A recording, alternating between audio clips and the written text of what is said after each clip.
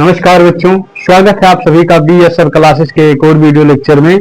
बच्चों, इस वीडियो के माध्यम से आज हम 12th फिजिक्स के सेकंड पार्ट के एक और इम्पोर्टेंट टॉपिक का निपटारा करने वाले हैं। बच्चों, जो आज हमारा टॉपिक है वो क्या है?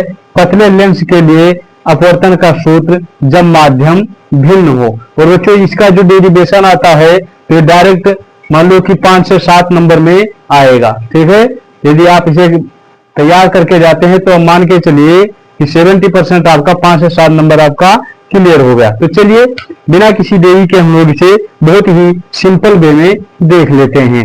बच्चों, क्या कह रहा है? ये लेंस की बात कर रहा है। तो सबसे पहले हम लोग क्या करेंगे कि एक लेंस ले लेते हैं। हम लोग कैसा लेंस? पतला लेंस ले लेते हैं।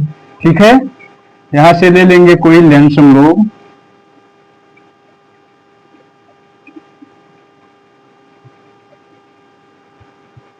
हमने क्या किया कि कोई एक पतला लेंस ले लिया है।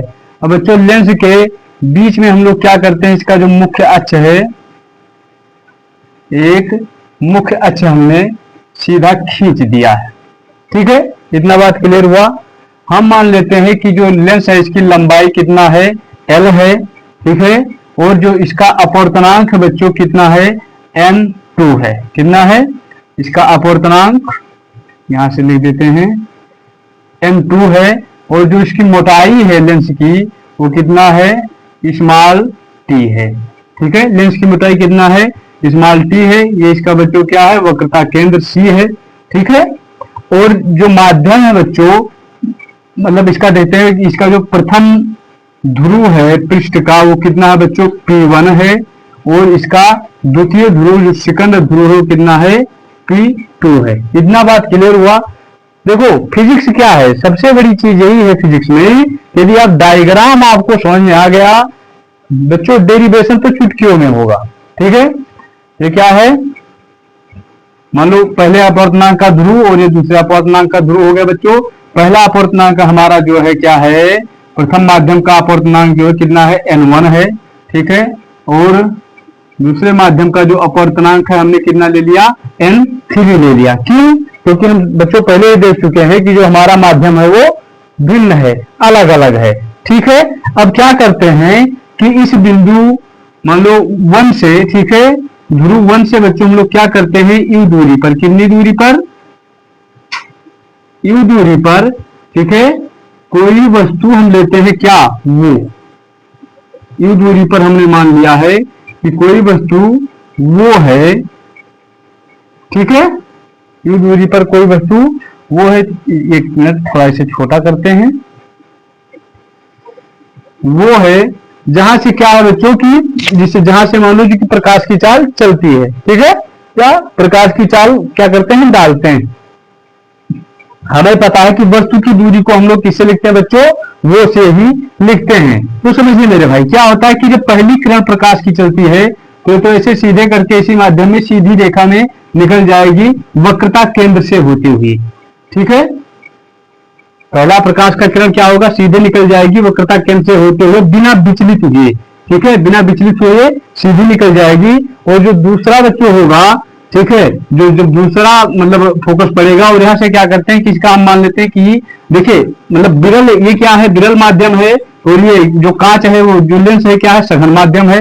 तो भाई प्रकाश विरल से सघन में जाएगी तो यहाँ पे पहले हम लोग क्या करते हैं? एक जो है एक अभिलंब ले लेते हैं। क्या करते हैं बच्चों? एक अभिलंब हम यहाँ पे ले लेते हैं।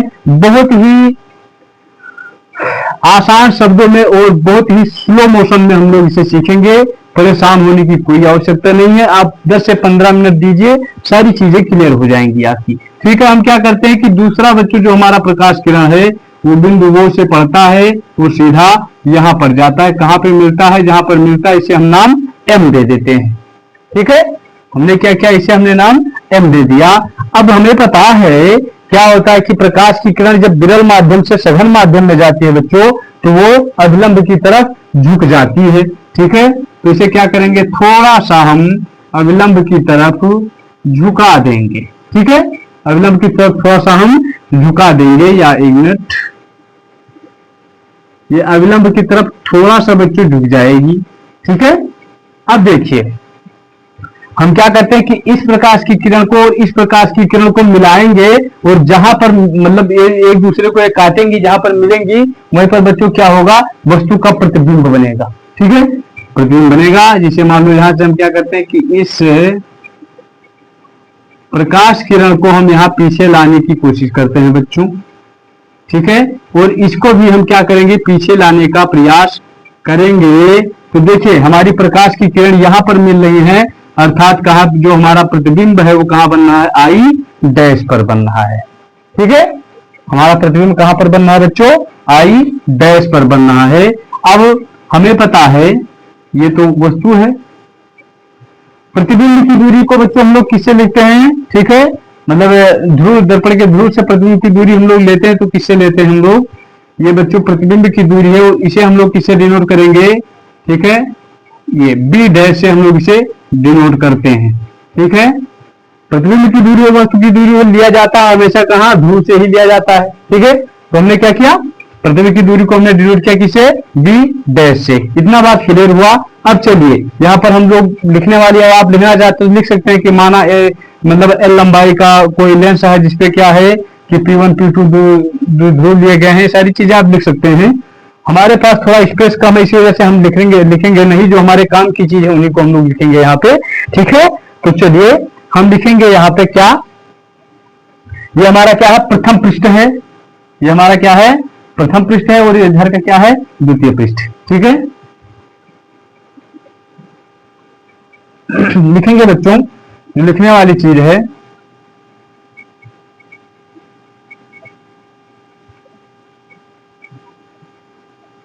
प्रथम पृष्ठ के लिए, प्रथम पृष्ठ के लिए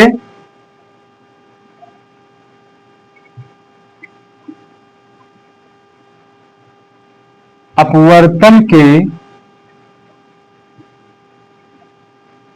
सूत्र से, हमने क्या लिखा, प्रथम पृष्ठ के लिए, प्रथम के लिए निकाल रहे हैं हम लोग अपवर्तन के सूत्र से। ठीक है, अब बच्चों हमें पता है कि अपवर्तन का सूत्र क्या होता है, रखेंगे यहां पर, अपवर्तन का सूत्र हमारा होता है n2 upon b minus n1 upon u बराबर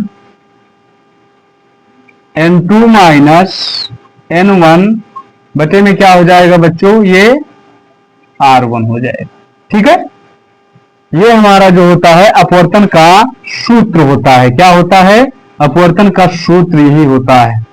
ठीक है, इसे आप लोग जिनको पता है वो ठीक बात है, जिनको नहीं पता है वो आप लोग क्या कीजिए, दिमाग में से छाप लीजिए। ठीक है, अब यहां से देखिए बच्चों क्या हो रहा है कि प्रकाश की किरण जो है कहां से जा रही, N1 से जा रही है, अर्थात N1 से जा रही है, कहां जा रही है, N2 में जा रही है, कहां जा रही है, N2 में जा रही है बच्चों।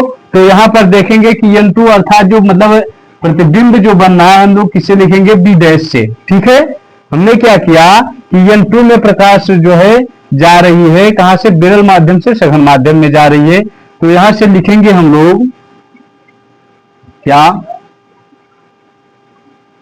N2 अपान, देखिए बच्चों बी हमने क्या माना है, आई जो प्रतिबिंब है ना, यहाँ पर देखिए क्या प्रतिबिंब की दूरी है।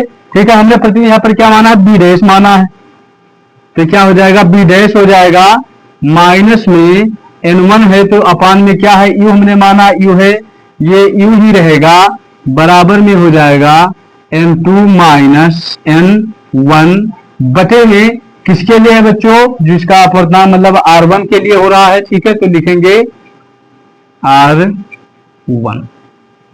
इतना बात क्लियर हुआ। ठीक है, मुझे उम्मीद है कि किसी को डाउट नहीं होगा इसमें। अब क्या करते हैं, इसे हम लोग इक्वेशन नंबर फर्स्ट दे देते हैं।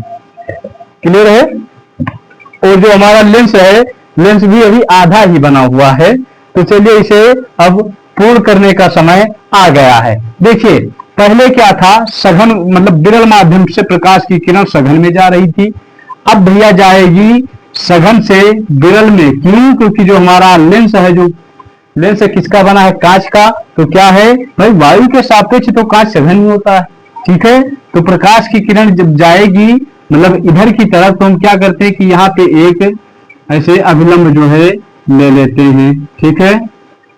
क्या करेंगे, यहाँ से एक अभिलंब हमने ऐसे करके बना लिया है, आप लोग भी बना लीजिएगा। तो क्या करेंगे बच्चों, जब सघन से विरल में जाती है तो प्रकाश की किरण अभिलंब से झुक जाती है या दूर हट जाती है। थोड़ी क्या करता है, प्रकाश की किरण जब सघन से विरल में जाती है तो क्या होती है, अभिलंब से दूर हट जाती है। और बच्चों जहां पर मिलती है इस बिंदु का, हमारे बिंदु का क्या नाम है? आई नाम है। क्या नाम है? आई नाम है, ठीक है। और जो इसकी दूरी है, एक मिनट थोड़ा, ठीक है, जो इसकी दूरी है कहा, मतलब दर्पण के ध्रुव अर्थात P2 से जो दूरी है आई की, ठीक है, वो कितना है? D हमने मान लिया। कितनी दूरी है? D है। अब देखिए बच्चों क्या कर रहा है कि ये जो है, ठीक है, जो आई डैश है क्या करता है कि आभासी वस्तु का कार्य कर रहा है, ठीक है। अब भाई ये आभासी वस्तु का कार्य करेगा तभी यहाँ पर बनेगा, बात समझिए। तो जब आभासी वस्तु का कार्य करेगा तो अर्थात क्या होगा, देखिए यहां तक का दूरी जो P1 तक दूरी कितना है हमारा, P1 तक हमारी दूरी कितना है? D डैश है, ठीक है। अब आभासी वस्तु की कार्य कर रहा है, अर्थात हम लोग क्या करेंगे कि जब P1 से I तक का दूरी लेंगे बच्चों, अर्थात यहां से हम मान लेते हैं, ठीक है, यहां तक की दूरी I तक, ठीक है, I तक की दूरी हम मान लेते हैं तो कितना हो जाएगा भाई? B तो ये पहले ही था, ठीक है, B पहले ही था, ठीक है। और यहां से क्या ले लेंगे कि ये देखिए जो लेंस है हमारा, लेंस का मोटाई कितना है हमने माना है? लेंस की मोटाई हमने माना है बच्चों कितना? माइनस का T, ठीक है। तो ये हो जाएगा, मान लें, ठीक है। ये क्या काम करेगा? वस्तु का कार्य करेगा और इसे इसका वस्तु जो है क्या रह जाएगा, अर्थात हम लोग क्या करेंगे कि लेंस का जो मतलब मोटाई है, अर्थात यहां से यदि हम लोग लेंगे डायरेक्टली, ठीक है, तो क्या हो जाएगा समझिए, इतना दूरी B1 था, इधर माइनस T है, ठीक है, अर्थात लेंस की दूरी है। बात समझ में आ रहा है ना? लेंस की मोटाई जो है कितना है? T है। तो क्या करेंगे, लेंसवा की मोटाइयों को घटा देंगे हम लोग और ये क्या हमारा प्राप्त हो जाएगा? D प्राप्त हो जाएगा। बात समझ में आया? तो इसे बनाने की आपको कोई आवश्यकता नहीं है, सिर्फ समझाने के लिए हमने ये किया था। क्लियर है? तो चलिए इतना बात समझ में आया। अब हम लोग लिखेंगे बच्चों क्या, पहले प्रकाश की किरण कहां से जा रही थी? 1 से जा रही थी, कहां? 2 में, ठीक है। अब क्या कर रही है प्रकाश की किरण, देखिए यहाँ पे 2 से जा रही है, कहां जा रही है? 3 में जा रही है, ठीक है। प्रकाश की किरण कहां जा रही है बच्चों? 3 में जा रही है। कहां से? 2 से, ठीक है।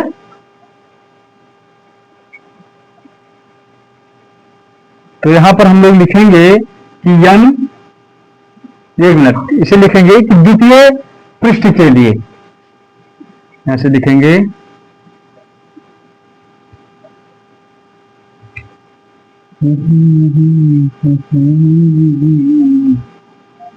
द्वितीय पृष्ठ के लिए,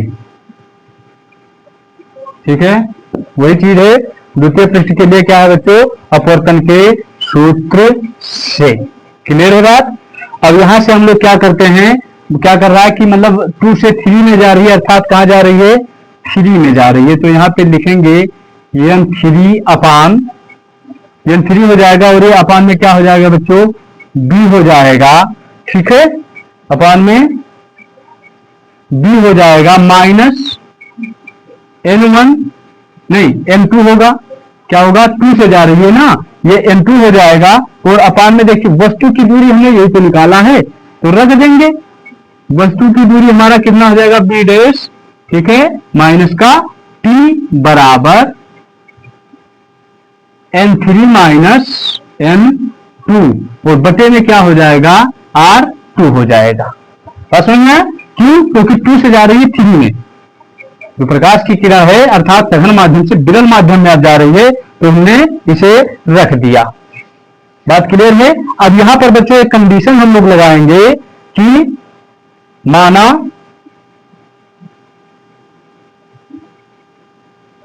माना लेंस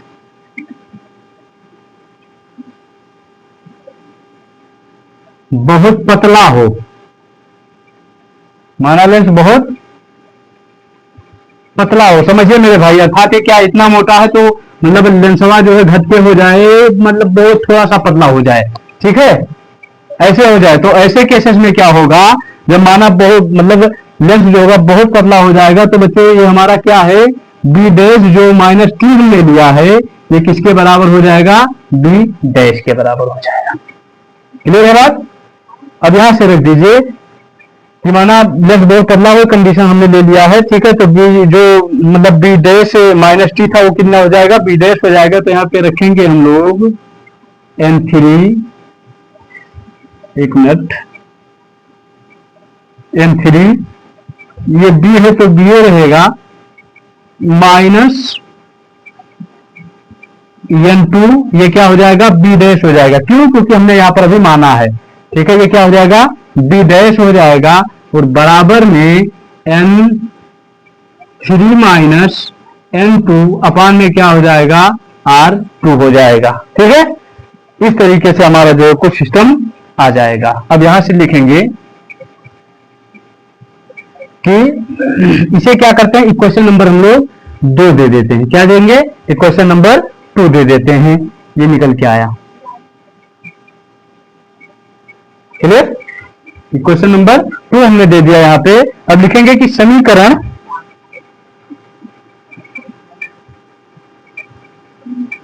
समीकरण 1 व 2 से, समीकरण 1 व 2 से, ठीक है, लिख लीजिए या ऐसे लिख लें, समीकरण 1 व 2 को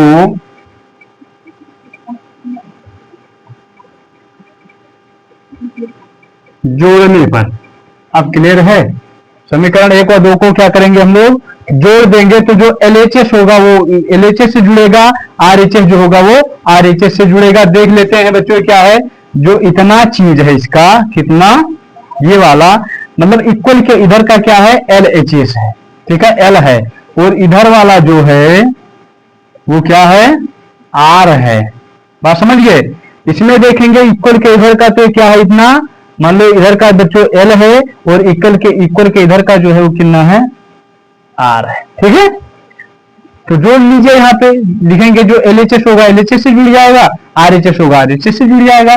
लिखेंगे यहाँ पे क्या, N2 upon B dash minus N1 upon U, ठीक है, प्लस जोड़ना है हमें N3 upon B minus N2 upon B dash equal to, या इक्वल जो भी आप बोलना चाहें, क्या लिखेंगे, N2 अपान N1, ठीक है, अपान में क्या हो जाएगा बच्चों, R1 हो जाएगा, और प्लस में ये होगा, प्लस में इसे थोड़ा हम लोग इधर ले लेते हैं, ठीक है, थोड़ा स्पेस की दिक्कत है, ये हो जाएगा N3 माइनस N2 बटे में R2, ठीक है। ये जो चीज है बच्चों क्या है, ये अलग है, इस पे आप लोग मत जाइएगा, वो आपका डायग्राम है, ये आपका अलग चीज है, ठीक है। चलिए, जो निपटाने वाली चीज है उसे हम लोग क्या करते हैं बच्चों, निपटा देते हैं। देखिए N2 B dash N2 B dash क्या हो जाएगा, खत्म हो जाएगा। बहुत सिंपल है भाई, कुछ है ये नहीं है इसमें, ठीक है। हमारे पास बचा क्या, जो बचा खुचा चीज है उसे लिख लेते हैं। देखिए N3 प्लस का है तो पहले हम लोग N3 को लिख लेंगे। क्या लिखेंगे, N3 अपान B, ठीक है, ये इधर जाएगा क्या हो जाएगा, माइनस का हो जाएगा, माइनस N1 अपान U, ठीक है, बराबर या equal to N2 upon R1 plus N3, ठीक है, माइनस कितना है, एक मिनट एक मिनट एक मिनट एक मिनट, क्या लिखा गया है भाई, क्या लिख रहे हैं हम, कितना है, माइनस n1 हो जाएगा और प्लस में ये आपका हो जाएगा n3 प्लस n2 अपान क्या हो जाएगा, R2 हो जाएगा। इतना बात क्लियर हुआ। हमने कुछ नहीं किया, ठीक है, हमने क्या किया, इस चीज को हमने काट दिया पहले जोड़ के, उसके बाद में क्या किया हमने, यहाँ पर ये चीज बचा, हमने पहले इसे रख दिया, उसके बाद में इसे हमने रख दिया, ठीक है, ये वाला चीज यहाँ था यहाँ पे रख दिया और ये वाला यहाँ पे रख दिया। ये क्या होगा बच्चों, ये माइनस का होगा, प्लस का नहीं होगा, ठीक है, क्यों, क्योंकि यहाँ पे माइनस का है। अब हम क्या करेंगे, ये जो माइनस हुआ है इसे कॉमन ले लेते हैं हम लोग, क्या करेंगे, या माइनस प्लस का हम लोग गुणा करा देंगे, ठीक है, क्या कराएंगे, इसका जो है गुणा हम लोग करा देंगे। तो कैसे, मतलब या ऐसे हम लोग कर लें क्या, यहाँ पे एक कंडीशन लगाते हैं कि माना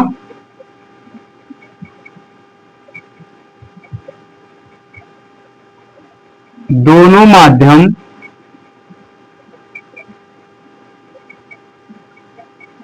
समान हो, दोनों माध्यम क्या हो बच्चों, समान हो, अर्थात जो है क्या कह रहा है कि n1 ठीक है बराबर n3 हो, ठीक है, n1 बराबर n3 किसके बराबर हो जाए बच्चों, n1 के बराबर हो जाए।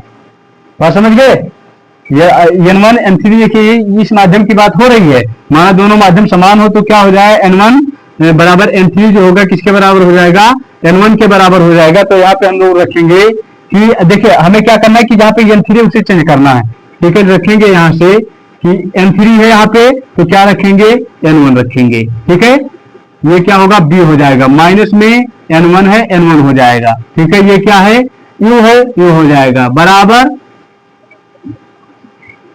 n2 n1 हमें नहीं चेंज करना, इसे n3 को करना है, ये क्या हो जाएगा n2 हो जाएगा माइनस n1 हो जाएगा, बटे में क्या हो जाएगा R1 हो जाएगा। अब इसका क्या करते हैं कि माइनस प्लस का गुणा करा देंगे, इधर आ जाएगा वो उधर चला जाएगा, प्लस माइनस माइनस ही होगा हमेशा, ठीक है, तो ये क्या हो जाएगा माइनस हो जाएगा और n2 क्या है इधर चला आएगा आगे, n3 के स्थान पर हम लोग क्या रख देंगे, माइनस में n1, समझ गए, और ये क्या हो जाएगा R2 रहेगा बच्चे। हमने ऐसा क्यों किया, हमने ऐसा इसलिए किया क्यों, क्योंकि यहां से भाई हम मतलब बहुत सिंपल तरीके से क्या करें कि कॉमन ले सकें किसी चीज को, ठीक है। अब देखें क्या है n1 n2 जो मतलब ऊपर वाली चीजें मिल देंगे ना, तो हम लोग क्या करते हैं इसे कॉमन ले लेते हैं यहाँ से। तो जब कॉमन लेंगे किसको, इसमें लेंगे n1 को, इसे लिखेंगे 1/b माइनस 1/u, ठीक है, हमने क्या लिया है कॉमन n1 को लिया है, ठीक है, बराबर क्या करते हैं बच्चों, इसमें हम कॉमन ले लेते हैं किसे, n2 माइनस n1 को हमने क्या किया है कॉमन ले लिया है, और ये हो जाएगा आपका, तब क्या होगा कि R1, ठीक है, 1/R1 माइनस क्या हो जाएगा 1/R2 हो जाएगा। इतना बात क्लियर हुआ। हमने यहाँ पे कुछ नहीं किया भैया, ठीक है, क्या किया कि n1 को हमने कॉमन ले लिया और इधर से क्या किया n2 को हमने कॉमन ले लिया और ये इस फॉर्म में आ गया, ठीक है। अब इसका क्या करेंगे कि इसका इसमें भाग करा देंगे हम लोग, क्या करेंगे इसका इससे भाग करा देंगे, तो लिखिए b माइनस अपान u हो जाएगा, ठीक है, और ये जब भाग करेगा n2 से तो ये कुछ मतलब ऐसे हो जाएगा बच्चों, कैसे हो जाएगा, ये हो जाएगा n2 अपान n1, ठीक है, और ये हो जाएगा माइनस n1 अपान, ये इसके साथ में जब करेगा तो क्या हो जाएगा n1 हो जाएगा, ठीक है, इधर का वैसे ही रहेगा, इस पे कोई लोड देने की आवश्यकता हमें नहीं है।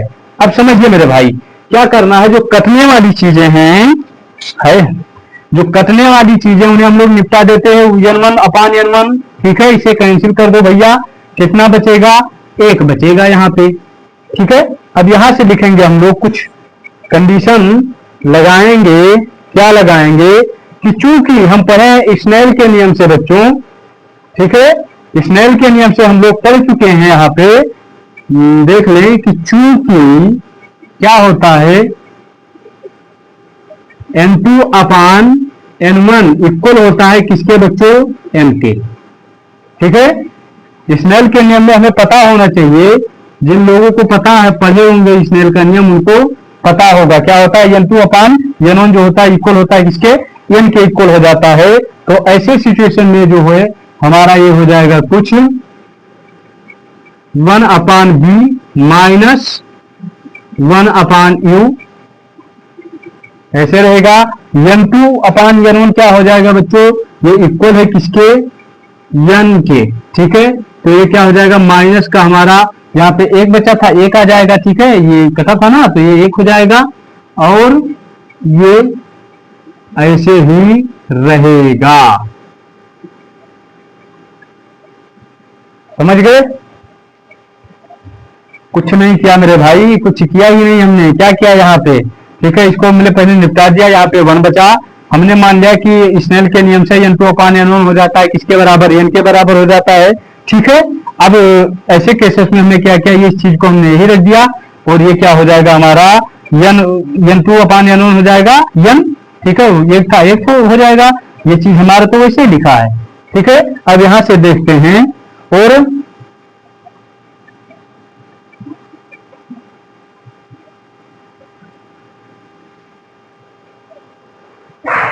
अब क्या करेंगे, यहां से देखिए हम लोग लिखेंगे कुछ चीज, क्या देखिए, यदि हम लोग देखें ध्यान से तो हमारा सूत्र जो है बच्चों, ठीक है, कहां पे प्रूव हो जाता है,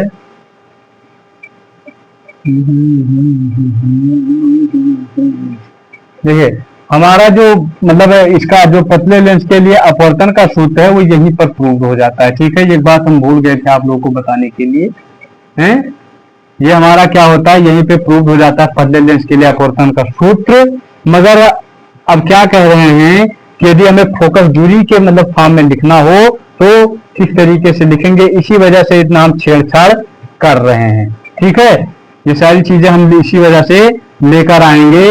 हमारे पतले लेंस के लिए अपवर्तन का सूत्र जो माध्यम भिन्न हो यहीं पर प्रूव हो जाता है। ठीक है, ये आप लोग नोट करके रखिएगा।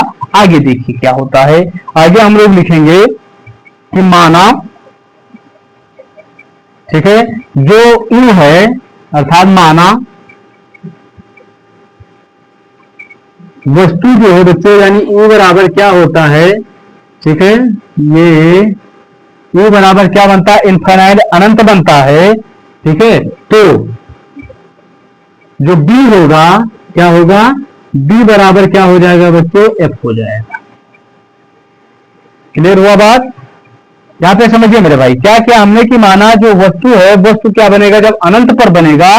ठीक है, तो जो फोकस दूरी हो जाएगी, जो B होगा, जो मतलब आभासी प्रतिबिंब होगा, क्या हो जाएगा, फोकस दूरी का कार्य करेगा। ठीक है, तो ऐसे केसेस में हम लोग लिखेंगे, यहाँ पे क्या लिखेंगे, ये देखिए जो B वाला है क्या हो गया, F हो गया, तो लिखेंगे 1 अपान F, माइनस का है माइनस लगाएंगे, U क्या हो जाएगा बच्चों, अनंत हो जाएगा। क्या हो जाएगा, अनंत हो जाएगा। ठीक है, और चलो इसे ऐसे कोष्टक में रहने दो भी, ये क्या है N माइनस 1 हो जाएगा और ये R1 अपान माइनस का 1 अपान R2 हो जाएगा। क्लियर है? अब देखिए मतलब अनंत का मतलब क्या होता है, कुछ नहीं होता है। ठीक है, इसका मान क्या हो जाएगा, 1 अपान इनफिनाइट यानी अनंत का मतलब क्या हो जाएगा, 0 हो जाएगा। तो ऐसे सिचुएशन में हम लोग लिख लेंगे बच्चों, हम लोग लिख सकते हैं कि 1 अपान F बराबर N माइनस 1। ठीक है, और ये होगा 1 अपान R1 माइनस 1 अपान R2 हो जाएगा। बहुत ही वेरी सिंपल में बच्चों हमने क्या किया कि फोकस दूरी की फॉर्म में हमने इसे जो है प्रूव्ड कर लिया है। ठीक है, कुछ नहीं किया। यदि नहीं समझ में आया कोई बात नहीं, एक बार आप वीडियो को पॉज कीजिए, ठीक है, और दोबारा से देखिए। दोबारा से देखिए बच्चों, क्या है कि कोई चीज संभव नहीं होता, जितना ही आप लोग रिहर्सल करोगे, जितना ही आप लोग प्रैक्टिस करोगे, उतना ही जो है सिलेबस और कोई भी मान लो टॉपिक है उतना ही मतलब आसान होता चला जाएगा। ठीक है, तो आई होप ये वीडियो आपको पसंद आया होगा। ये वीडियो यदि आपको पसंद आया है तो एक प्यारा सा लाइक कीजिए, कमेंट कीजिए, और यदि नए हैं तो चैनल को सब्सक्राइब कीजिए, और हाँ, इसे आप स्क्रीनशॉट कीजिए और नोट्स जरूर बनाइए। ठीक है, हम मिलते हैं किसी ऐसे ही मजेदार टॉपिक के साथ। जय हिंद, जय भारत।